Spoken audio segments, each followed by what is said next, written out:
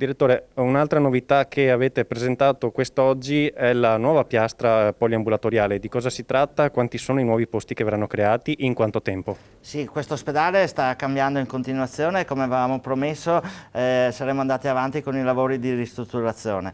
Abbiamo deciso di costituire una nuova piastra poliambulatoriale, attualmente con 7 nuovi poliambulatori sulla parte ovest dell'ospedale e quindi con un accesso esterno.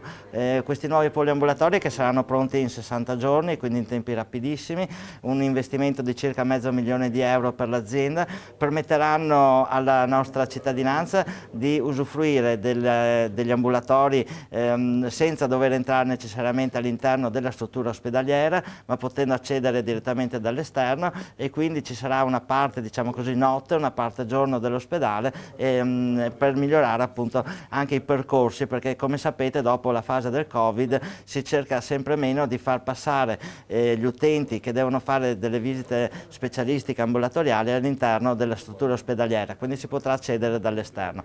Una volta finita questa ristrutturazione continueremo la ristrutturazione delle ex colonie, dove verranno fuori i nuovi poliambulatori e le piscine della medicina fisica riabilitativa, e un po' alla volta questo ospedale, dove stiamo investendo sempre di più, ritornerà sempre più ad essere un punto di riferimento non solo per la città di Jesolo, ma per tutto il litorale e per tutto il nostro Veneto orientale.